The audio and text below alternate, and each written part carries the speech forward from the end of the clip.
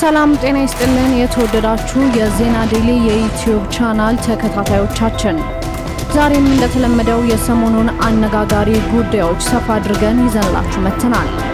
የድምጻዊ አንዱዓለም ጎሳ ጮኛ የሆነችው ሟች ቀነኒ አዱኛን አሟሟት በተመለከተ ፖሊስ ስላወጣው አዲስ መረጃ እንዲሁም ሰሞኑን መነጋገሪያ የነበረው የነብዩ መሐመድን ክብር የተዳፈረው ግለሰብ ለፍርድ ቤት ለማቅረብ እንቅስቃሴ እየተደረገ መሆኑ መገለጹን የተመለከቱ መረጃዎችን ይዘናል። ለቻናላችን አዲስ ከሆናችሁ ሰብስክራይብ በማድረግ እንዲሁም የደወል ምልክቷን በመጫን ቤተሰብ ይሁኑ።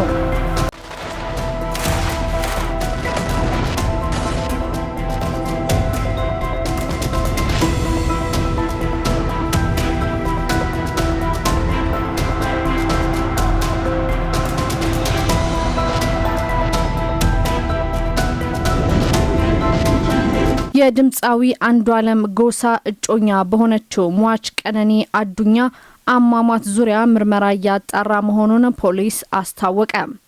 በኦሮምኛ ሙዚቃዎቹ የሚታወቀው አርቲስት አንዱዓለም ጎሳ እጮኛው ቀነኒ አዱኛ በትናንትናው ዕለት በድንገት ህይወቷ ማለፏ በብዙዎች ዘንድ አነጋጋሪ ጉዳይ ሆኗል።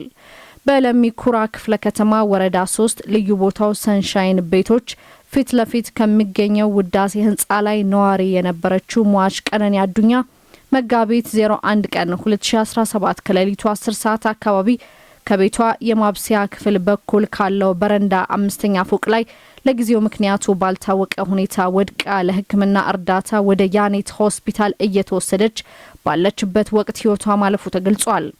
በኢንጂነሪንግ ዲግሪ ከአርባ ምንጭ ዩኒቨርሲቲ የተመረቀችውና በሞዴሊንግ በማስታወቂያ ስራዎቿ በማህበራዊ ሚዲያ ዝናን ማትረፍ የቻለችው ቀነኒን ድንገተኛዊ ሞት ተከትሎ ታዲያ በማህበራዊ ሚዲያ በርካታ ተከታዮቿ ሀዘናቸውን ከመግለጽ ባሻገር የሞቷ ምክንያት እንዲጣራ እየጠየቁ ይገኛሉ። ይህንን ተከትሎ ታዲያ የአዲስ አበባ ፖሊስ በዛሬው ዕለት በማህበራዊ ትስስር ገጹ ይዞት በወጣው መረጃ የድምጻዊ አንዱዓለም ጎሳ እጮኛ በሆነችው ሟች ቀነኒ አዱኛ አሟሟት ዙሪያ ምርመራ እያጣራ መሆኑን አስታውቋል። የአዲስ አበባ ፖሊስ መረጃው ከደረሰው በኋላ የምርመራ ቡድን በማዋቀርና ቦታው ድረስ በመሄድ ተገቢውን የቴክኒክና የታክቲክ መረጃዎችን ማሰባሰቡን የገለጸ ሲሆን የሟችንም አስከሬን ወደ ዳግማዊ ምኒልክ ሆስፒታል ለተጨማሪ ለምርመራ እንዲሄድ ማድረጉንም አስታውቋል። ሟች ቀነኒ አዱኛ በወቅቱ ከበረንዳ ላይ በወደቀችበት ሰዓት በቤት ውስጥ ነበር ያለውን ድምጻዊ አንዱዓለም ጎሳን በቁጥጥር ስር በመዋል ምርመራ ያጣራ መሆኑን አስታውቆ በቀጣይ የመጨረሻው የምርመራ ውጤትን ለህዝብ ይፋ እንደሚደረግም ተገልጿል። በተለያዩ የማህበራዊ ሚዲያዎች በሚለቀቁ መረጃዎች ታዲያ ታዋቂው የኦሮምኛ ሙዚቀኛ አርቲስት አንዱዓለም ጎሳ እጮኛውን ሳይገላት እንዳልቀረ መረጃዎች ይጠቁማሉ።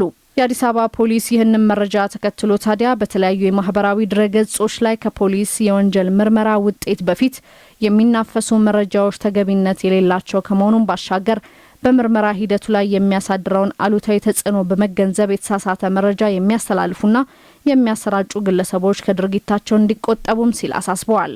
ይህ በእንዲህ እንዳለ የነብዩ መሐመድን ክብር የተዳፈረውን ግለሰብ ለፍርድ ለማቅረብ እንቅስቃሴ በመጀመሩ ሙስሊሙ ማህበረሰብ ውጤቱን በትዕግስት እንዲጠባበቅ መጅሊሱ አሳስቧል። የነብዩ መሐመድን ክብር የተዳፈረው ግለሰብ በህግ ቁጥጥር ስር እንዲውል በትኩረት እየተሰራ መሆኑን የኢትዮጵያ እስልምና ጉዳዮች የጠቅላይ ምክር ቤት ባወጣው መግለጫ ላይ አስታውቋል።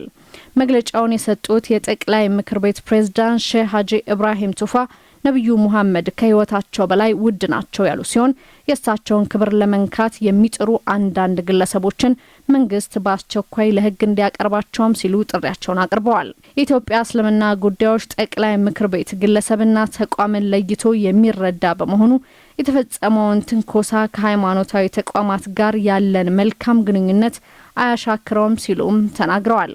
ሀጂ ኢብራሂም ቱፋ አክለውም ጠቅላይ ምክር ቤቱ ህግና ህግን መሰረት አድርጎ ግለሰቡን ለፍርድ ለማቅረብ እንቅስቃሴ መጀመሩን አንስተው ህዝበ ሙስሊሙ ውጤቱን በትዕግስት እንዲጠባበቅ ሲሉም መልእክታቸውን አስተላልፈዋል።